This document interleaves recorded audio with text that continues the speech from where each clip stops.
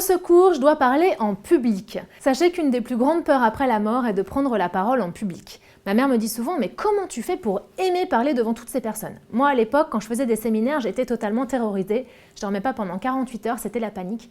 Eh bien, sachez que ça ne s'improvise pas. Au début, on n'est pas très à l'aise, plutôt stressé, et ensuite ça va mieux parce que ça se travaille.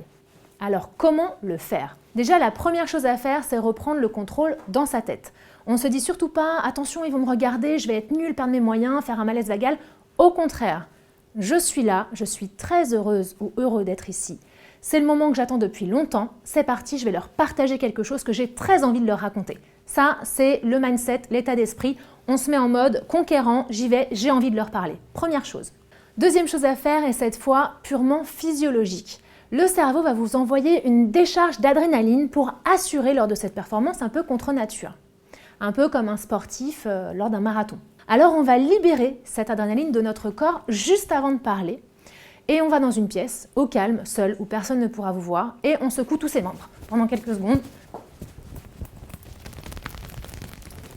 on saute. Ça va vous permettre de libérer votre corps et d'être beaucoup mieux. Si on est bloqué dans un bureau, sur un plateau télé ou avec du monde, une technique toute simple consiste à pincer les bords du plateau de la table pour contracter ses muscles en bloquant sa respiration, et on expire en décontractant. On positionne ses mains, on serre, on bloque sa respiration. En même temps de serrer les mains, on contracte tout le corps et on décontracte d'un coup. Et vous faites ça plusieurs fois jusqu'à ce que vous sentiez que votre corps se détend. Ça se fait quasiment automatiquement.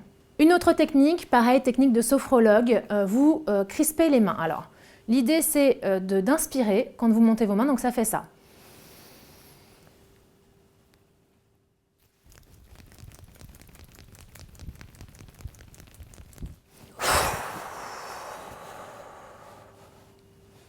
Et vous faites ça 3 fois. Vous allez sentir que, pareil, ça commence à picoter, le corps se met en mouvement et après ça, on se sent mieux.